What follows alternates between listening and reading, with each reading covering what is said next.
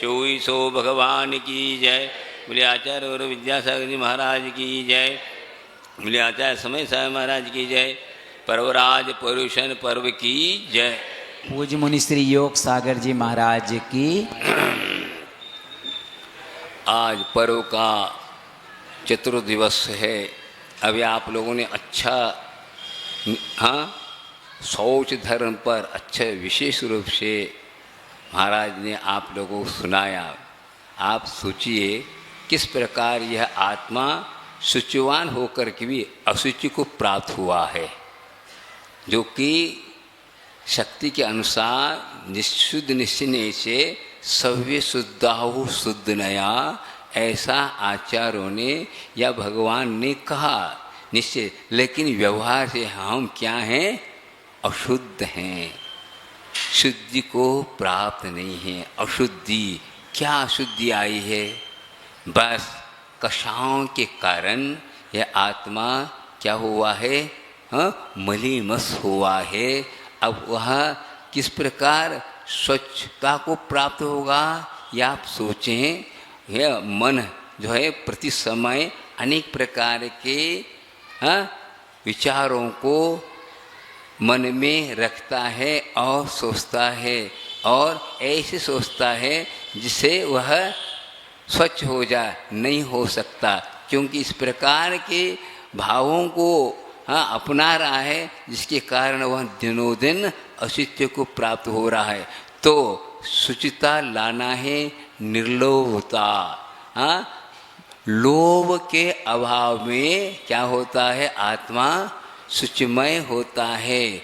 लोभ क्या है यह आप हमें समझना है। लोभ के अभाव में क्या होता है? संतोष गुण प्राप्त होता है। संतोष किसे कहते हैं ये हम समझें। यहाँ पर तो समझ में आएगा, लेकिन दुकान में आना चाहिए। दुकान में हम दुकान चलाते हैं, उस वक्त हमें ये सोचना है हमारे पास संतोष कितना है। चाहते हैं ना, हम चाहते हैं निर्लोभी बनना चाहते हैं और संतोष होना चाहते हैं, लेकिन दुकान में नहीं हो पाता है। जैसे जैसे ग्राहक आते हैं तो वैसे वैसे हमारा लोभ बढ़ता जाता है। लोभ का विलंब करो, भलो भलो है ये, भलाई हो रही है, लेकिन यही भला समझ करके वह लोभ करता। आज तक किसी को भी लोभ के द्वारा क्या नहीं हुआ है? लोभ कभी शांत होता ही नहीं है, वह कभी हो नहीं सकता। इसी को कहते प्रतीति। प्रतीति अर्थात जो दिखाई तो देता है लेकिन प्राप्त नहीं होता, कभी प्राप्त नहीं होता। आप कहते ना कम आई, कम आई कहता हो, शब्दों भी ध्यान दो। कितनी भी आ जाए, कुछ भी हो जाए, वह कम आई कहता रहता है। इसलिए वह लोभ कभी भी आपको तृप्त नहीं कर सकता है। तो संतोष एक ऐसा चीज है जो कि हम उसको आज तक अपने जीवन में ला नहीं पाए हैं, और इसी के कारण, लोभ के कारण ही अपने जीवन में क्या आया है? अशुचिता आई है। तो संतोष जो भी हैं, परवश नहीं, सोवश होना चाहिए। किसी के पास नहीं है जो चुपचाप बैठा है, नहीं, प्राप्त होने के बाद ही संतोष रखना जितनी भी हो। वह क्या कहते हैं? संतोष की परिभाषा ये है, हम अपने भाग्य से, अपने पुरुषार्थ से जो प्राप्त हुआ है उसमें क्या रखना है? हमें प्रसन्नता। प्रसन्नता आना चाहिए। मेरा ये पुरुषार्थ है, मेरा ये भाग्य है, हम अपनी तरफ यह जो है उसी में प्रसन्नता रखना चाहिए। अप्रसन्नता कब होती है? दूसरों की वो दृष्टिपात करते हैं, उनको ऐसा है और वैसा है। वो भैया बात ये है कि इस प्रकार करोगे तो 3 काल में आपको होगा नहीं, तृप्ति होगी नहीं। जब भी हम लोग जाते थे खेत पर तो मल्लापा जी कहते इधर मत देखो, आप अपनी मेहनत दिखाओ, इधर क्यों देखते हो? उधर सब तो एक साथ जमीन तो लगी है, लेकिन आपका मेहनत दिखाई देगा, आपका पुरुषार्थ दिखाई देगा। हाँ, फसल में कमी क्यों, बात क्या है? उनके यहाँ वो मेहनत किया, उसका पुण्य, वाह वाह, आप क्या कर रहे हो, बात क्या है? तो ये हमारा वहाँ ले गया क्या? वो तो ही नहीं। तो बात अपने को संतोष लाना, हम अपने पुरुषार्थ करना, हाथ दे के अपने पुरुषार्थ करो और बढ़ाओ। सबसे ज़्यादा इस दुनिया में कोई संतोष है तो किसान है, समझे? किसान ही सबसे है। इसलिए शास्त्रों में लिखा उत्तम खेती, मध्यम व्यापारी, कनिष्ठ नौकरी। देखिए आज दिनों दिन यह पंचम काल घटता जा रहा, नौकरी करने में सबको आनंद आ रहा है, ये गलत हुआ। हम अपने धर्म को भूलते जा रहे हैं। हम मालिक बन सकते थे, लेकिन आज नौकरी करने में हमें आनंद आ रहा है। ये कितनी कमी है, ये क्यों आया? बस लोभ के कारण। हम करना नहीं चाहते, बैठे बैठे हाँ बाबू बन कर खाना चाहते, इसलिए इस प्रकार हो रहा है। तो संतोष कोई है तो क्या है? किसान है। क्यों है किसान? उत्तम खेती क्यों कहा? आप लोग कहते हैं उसमें तो हिंसा होती है, और इसको उत्तम खेती क्यों कहा है? और व्यापारी तो करता नहीं है, व्यापारी में तो हिंसा होती नहीं, उसको मध्यम में क्यों कहा? बात सोचनी है कि हम अपने परिणाम को टटोलें। हम देखिए, किसान जो है वह सबके लिए उपकार कर रहा है। यदि वह खेती किसानी नहीं करता है तो जिंदगी कैसे बचाओगे बताओ? हाँ, दाल चावल आदि क्या कहीं फैक्ट्री से पैदा होती क्या? नहीं होगी तो इसी से होगी, उसी से तो जी रहे हैं, लेकिन हम उसको अपनाने नहीं चाहते। देखिए उसमें केवल है एक ही द्विंद्र आदि ना ये हो सकते हैं, हिंसा हो सकती है, लेकिन हमारा उद्देश्य क्या है? सभी इस धरती पर जितने भी हैं सब भूखे न रहें और सभी भूख को शांत करके प्रभु का भजन करे। इन भावनाओं लेकर के किसान क्या करता है? खेती करता है। इसके अलावा क्या है? उसको कि उस खेती पर कोई ताला लगाए नहीं, सब बिखरा हुआ है, जो मिला उसमें संतोष है। हाँ बताइए, ताला लगाए क्या खेत पर? नहीं। और ये सुनिए, आप सोचिए जितने भी पशु पक्षी हैं उनको जीने में कौन सहायक कर रहा है? आप कर रहे हैं क्या? किसान ही कर रहा है। पशु पक्षियों को जो जिंदगी जो चल रही, किसकी बदौलत चल रही बताओ?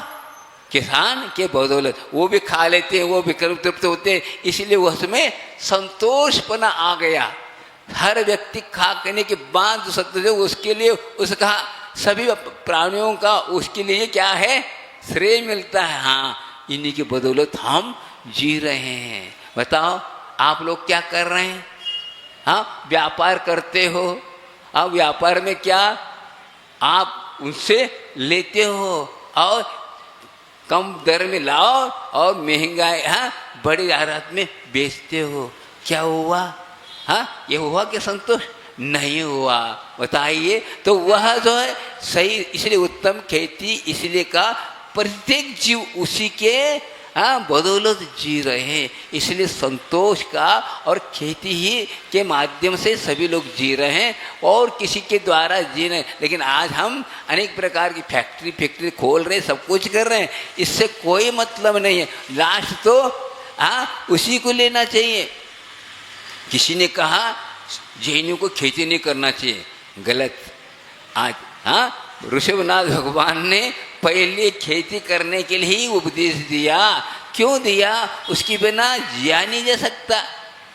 हाँ बताइए, कई लोगों ने कहा अपने को सराफी की दुकान, कपड़े की दुकान खोलना चाहिए आदि आदि, लेकिन इससे आप सोच रहे हैं हिंसा, लेकिन इसमें सबसे ज्यादा हिंसा है किसमें? व्यापार में। कैसा? संगी पंचेंद्र के साथ होता है। बात सोचो, आप लोग व्यापार करते हो, समझ लो क्या, एक कपड़े की दुकान है समझ लो, आप लाए हैं एक शर्टिंग है 150 रुपये में है, उसमें टैक्स लगा सब कुछ क्या और हुआ, ये हुआ, अब बेचो कितने में आप, समझ लो मैं अपनी तरफ से बोलता हूँ 250, कितने परसेंट हुआ, 25%। अब इसके बाद भी यदि आप 250, 300, 400 में बेचोगे तो क्या हुआ, यह संतोष है, एक नंबर है। इसी को कहते खून चूसना। और क्या हो रहा बताओ, है क्या? और वो किसान ऐसा कर रहा है क्या, बताओ? किसान नहीं कर रहा है। माल कब लाए थे, 4 साल पहले महीना माल, अभी बेचा जा रहा, कितने में कितने बेच रहे हैं, देख तो लो। अब चाहते हो और एक नंबर नहीं, एक रेट भाव रखिए। आप इस प्रकार करेंगे तो अवश्य आप इस पाप से बच सकते हैं। कोई भी हो यहाँ पर अरबपति बन करके कोई ऐसे अमर बन के नहीं रहा है, लेकिन हमें क्या करना ये देख लो। हम धर्म कर रहे हैं संतोष, इसलिए कह रहा हूँ ये 10 धर्म में तो अपने को समझना है हम क्या कर रहे हैं, कितना कर रहे हैं। इसलिए कम से कम परिग्रह प्रमाण करिए। ये सबसे ज़्यादा परिग्रह ही आत्मा का ग्रह लगाने वाला है, अनेक प्रकार के पापों में डुबोने वाला है। इसलिए सबसे ज़्यादा क्या है, लोभ, सब कर्मों को पैदा करने वाला है। सब प्रकार के कर्म इसी से होते हैं। इसलिए हम संतोष रखें। कोई भी इस धरती पर क्या नहीं है, सुखी नहीं है। दाम बिना निर्धन दुखी, तृष्णा व धन्यवाद। बताओ, तृष्णा वो भी दुखी है और ये भी दुखी है। अब दुख से कौन दूर हुआ बताओ, लेकिन कार्य कर रहे हैं। आज हम निर्धन क्यों बने हैं बताओ, हमारे पास द्रव्य क्यों नहीं आ रहा है? बात ये है हमारे लिए मिला था, सब कुछ मिला था, लेकिन उसका दुरुपयोग किया। सही धन का सदुपयोग नहीं किया, विषयों में वैष्णव में डाल दिया, जिसके कारण आज हमारे पास लक्ष्मी पास नहीं है। बात ये है सोचना, और कुछ नहीं। यह है कि हम अपने को समझना है कि इसके लोभ के कारण, ये संतोष नहीं होने के कारण हमारी यह जिंदगी कैसे हो गई, दीनहीन हो चुकी है। 10 बज गए हैं, हमें ज़्यादा लोभ नहीं करना है। फिर भी एक दृष्टांत देख के समझ करता हूँ, 10 पूरे बज गए क्यों नहीं। अच्छे बढ़िया जो है महाराज जी ने बहुत अच्छा डिटेल से समझाया। अब हम एक छोटा सा एक दृष्टांत सुना करके समाप्त कर रहा हूँ। संतोष के बारे में, संतोष किस प्रकार होता है, कैसा होता है, आप समझे। एक गरीब परिवार था। क्या? उस परिवार में 2 बेटे थे और कोई नहीं थे, माता पिता और 2 बेटे थे, और वे मजदूरी करके ही जीवन यापन करते थे। और इतने सुंदर उनका जीवन था, प्रसन्नता के साथ। क्या? ये हमारा धन बहुत आनंद के साथ था। कुटिया में रहते थे, सब कुछ थे, लेकिन चारों प्राणी प्रसन्नता के साथ जीवन जीते थे। उनको किसी प्रकार की इच्छा नहीं थी। जो है इसी में हमें आनंद है, इसी के द्वारा हम भगवान का भजन कर पा रहे हैं, भक्ति कर रहे हैं, आराधना कर रहे हैं। इससे बढ़ करके और क्या मेरे लिए आनंददायी हो सकता है बताओ। यह सोचता है क्या, कुछ भी नहीं, प्रतिदिन मजदूरी कर खाने वाला बोझ रहा है। इससे बढ़कर क्या और क्या हो सकता है? भगवान की भक्ति करने का, उनकी आराधना करने का, उनकी पूजा करने का अवसर मिला। इससे बढ़कर के हमें और कौन अमीर बन सकता है? अमीर तो यह है, ऐसा सोच के चलता था। तो क्या हुआ, एक दिन एक उस परिवार में जो 2 बेटों की जो माँ थी, उसके लिए एक दिन स्वप्न आया। क्या स्वप्न आया? तेरे कुटिया से 50 कदम दूरी पर एक कूड़ा कचरा जहाँ डालते हैं ना, वहाँ पर बहुत बड़ा एक क्या है, घड़ा है, उसको आप लोग निकालिए। ऐसा स्वप्न में कहा। स्वप्न आया तो सुबह उठती समझते किसी को पता ही नहीं चलता है, क्या स्वप्न पे क्या विश्वास किया जाए, कुछ नहीं, क्योंकि वो संतोषी प्राणी था। और उसका मतलब क्या है, ऐसे तो आते रहते हैं। लेकिन दूसरे दिन भी आया वही स्वप्न आया कि आप क्यों नहीं निकलना चाहते हैं, क्या बात है, आदि आदि उसने, जिसने गुप्त रूप में आकाशवाणी हो रही, समझ लो कुछ भी, अब सामने कोई नहीं रहा लेकिन भाषा हो रही है, फिर भी उसने चलता है। वो बहन भी, वो माँ भी बहुत अच्छी धर्मात्मा थी और धर्म की दृष्टि रखती थी, धन की वो दृष्टि नहीं रखती थी, फिर भी उसने नहीं बोला। तीसरे दिन भी पुनः आ गया वही स्वप्न, अब रहा नहीं गया, और क्यों नहीं लिखते फलाना ऐसा। तो उस महिला ने अपने पति को सुनाती है, 3 दिन से मुझे यह प्रश्न, यह स्वप्न आ रहा लगातार, इसका मतलब है यह स्वप्न साकार है, यह झूठी नहीं है, ऐसा उनने अपने पति को कहा।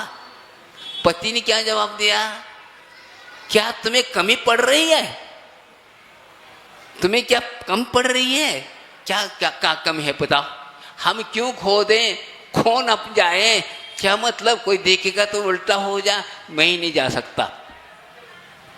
हाँ, इस बात को पड़ोस वाले सुन रहे थे, उस बात को पड़ोस वाले सुन रहे थे, उनको लोभ आ गया और कहता है वो व्यक्ति, यदि मेरे भाग्य में होगा तो वह हमारे चरणों में आएगा, मैं नहीं जाऊंगा, चरणों में आएगा, मुझे तो मालूम है। और क्या होगा, धन आएगा तो धर्म छूटेगा, हाँ उसी में लग जाएंगे, धर्म छूटेगा तो क्या होगा, और पाप बढ़ेगा। हमें क्या है, अपने को संतोष के साथ जी रहे हैं, कोई किसी प्रकार की कमी नहीं है, तो हम क्या करना है, हाँ हमें कार को, हाँ मोटरसाइकिल को क्या और कोई खरीदना है क्या, अपने को जरूरत नहीं, इसमें नहीं करना अपने को। हमारे तो भाग्य इतना सुंदर मिला है कि हम भगवान के दर्शन कर रहे हैं, पूजा पाठ कर रहे हैं, सब कुछ कर रहे हैं, और अपने को संतोष के साथ दोनों टाइम भोजन कर रहे हैं, और क्या चाहिए, इससे बढ़कर क्या होता है बताओ। हाँ, एक जगह लिखा है कि आदि और सूखी भली, पूरी से संताप, जो चाहेगा चूपड़ी, बहुत करेगा पाप। बताओ क्या कहा, आदि और सूखी भली, सारी से संताप, जो हाँ जो चूपड़ी चाहेगा, चूपड़ी, अब चूपड़ी क्या, पुड़ी चाह रहा है, पराठा चाह रहा है, और क्या चाहेगा, बहुत करेगा पाप। बताओ किसके लिए ये पाप कर रहा है, पेट के लिए। बताओ आज कितने पढ़ रहे लिख रहे सब कुछ हो रहा है, पेट के पीछे इतने डिग्रियां पा रहा है, फिर रोटी नहीं मिल रही है, क्यों, संतोष नहीं है, धर्म से दूर हो रहा है, बड़े बड़े इंजीनियर बन रहे हैं, सब कुछ हो रहा है, यहाँ तक कि लोहन ले करके शिक्षा ले रहे हैं, फिर सर्विस नहीं मिल रहा, क्यों, हम मेहनत करना नहीं चाहते, वहाँ बैठे बैठे खाना चाहते हैं। ये बाबू बनकर ये पाश्चात्य देश की छाप आपके ऊपर पड़ गया, इसलिए ये स्थिति आपकी हो रही है।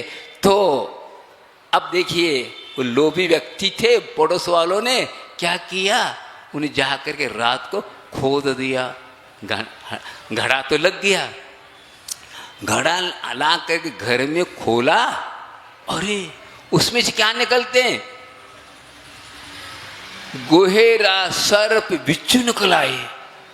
बताओ, अरे अब देखो उल्टा और वो सोचने लगे, देखो हम बहुत क्या हैं, हम लोग बहुत श्रीमान हैं और हमारी जिंदगी बहुत अच्छी चल रही है, इसलिए लोगों ने इस प्रकार मायाचार्य से घड़ा बो दिया, इसलिए इस प्रकार हो गया, इसलिए ऐसा गुस्से में आकर के उसमें उनको उन गोहेराज को आने की उसी घड़े में बंद करके ले लिया, अपने धन को एक करके पटक दिया, तो हीरे मोती मन करके बाहर पकड़ गया।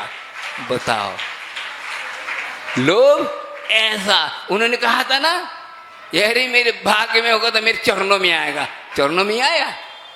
ये होता है संतोष का फल, बहुत ही मीठा होता है। और उसने क्या किया, उस गरीब व्यक्ति ने, अब कोई जरूरत नहीं है, अब हम तो इस कुटिया को छोड़ करके अब हम जंगल की राह लेते हैं, क्या हम दीक्षा लेंगे, अब कोई जरूरत नहीं, तुम लोग अच्छी तरह जिंदगी जियो। चल दिया। तो वो व्यक्ति ऐसे थे, पहले के जमाने की बात है, आज के जमाना नहीं है। हाँ, उल्टा हो रहा है, आज तो साधु भी असाधु हो रहा है। हाँ, ऐसी बातें हो रही है।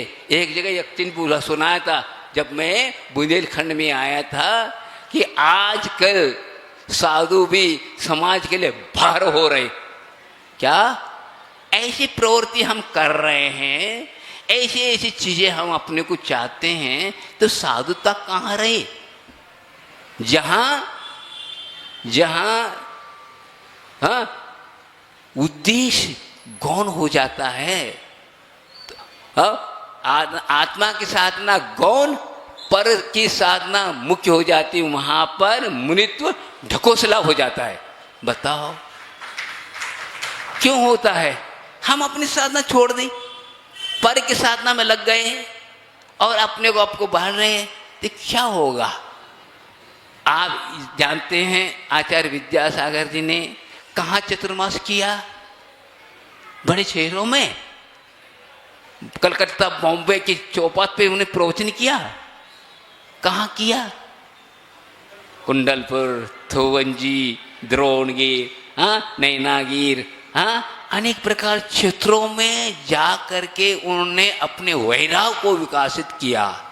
ज्ञान के साथ वैराग जहाँ होता है वहाँ प्रभावना होती है, और जहाँ ज्ञान है वैराग्य नहीं है, वहाँ पर मद पैदा होता है, अहंकार आ जाता है, आदि आदि। इसलिए तो हम लोग ज्ञान की आराधना तो कर रहे हैं, लेकिन हम आत्मा की चारित्र की आराधना नहीं कर पाए। ज्ञान उसी को कहा है जो जिस ज्ञान के द्वारा वैराग की ज्योति विकसित होती है, उसी को कहते हैं सही ज्ञान। और वह ज्ञान और उल्टा अपने को राग की ओर दृष्टिपात कराए, वह ज्ञान नहीं कहलाता है। तो पहले के लोग वैराग से उत्पन्न होते थे, दो शब्द बोलते तो उनको राह दिखाई देती है। आज हर व्यक्ति स्वाध्याय कर रहा है, सब प्रकार के ग्रंथ मिल रहे हैं, सब कुछ हो रहा है, फिर वैराग तो जीरो होता जा रहा है, राग और बढ़ता जा रहा है, आदि आदि आदि। इसलिए इस प्रकार के ज्ञान से किस काम का हो? एक जगह मैंने पढ़ा था, तुम भले चाहो ज्ञान बढ़े, तुम भले चाहो ज्ञान बढ़े, तुम यह न चाहो कि ज्ञान की बाढ़ आए। क्या कहा? तुम यह न चाहो ज्ञान की बाढ़ आए, तुम यही चाहो सम्यक दर्शन, सम्यक चाहते ये दो तटों के बीच में बहती रहे। यह मत चाहो कि दो तट तोड़ के बहे। समझ में आए? तो वह ज्ञान वास्तविक है जिसके द्वारा आत्मा रममान हो जाए, वह कहलाता है सही ज्ञान, वही सम्यक ज्ञान। बात नहीं कि हम ऐसी बातें न करें, हम और राग के राह पर चलने लग जाएं। हमें वीतराग धर्म मिला है, बहुत पावन पवित्र मिला है। सौभाग्य से पूर्व में ऐसे कोई हमने पुण्य अर्जन किया था, भव का संचित पुण्य आज आया और ऐसे सद्गुरु मिले और सब मिल करके उनकी वरदहस्त हमारे सिर पर रहा और उसके अनुसार यदि हम चलते नहीं हैं तो हमारा दुर्भाग्य कहना होगा। हम अपने को सही समय ज्ञानी नहीं कर सकते। इसलिए ज़्यादा नहीं करके समय ज़्यादा हो गया, कहने का तात्पर्य है हमें संतोष लाना है। जितने भी हम ज्ञान कर रहे हैं वो ज्ञान को हमें संतोष लाएं। ऐसी प्रवृत्ति करेंगे तो हमारा जीवन क्या सुख शांतिमय बन सकता है, तभी हमारा जीवन सुचिमय बन सकता है। नहीं तो ये सब बाधक ही है, ज्ञान हमारे लिए बाधक होगा। ज्ञान दुख का मूल है, ज्ञाने भव का कोल, राग सहित प्रतिकूल है, राग रहित अनुकूल। इसे यह बात कहाँ कही है आचार्य ने? समय सार का अनुवाद करते हुए कहा। और क्या कहा इसमें? चुन चुन इसमें उचित को मन मत चुन, उचित मत चुन अनुचित भूल, समय सार का सार है, समता बिन सब धूल। तो हमें समता प्राप्त करना है, उसी के द्वारा हमारा जीवन सुख शांतिमय बन सकता। बोले आचार्य गुरु विद्यासागर जी महाराज की।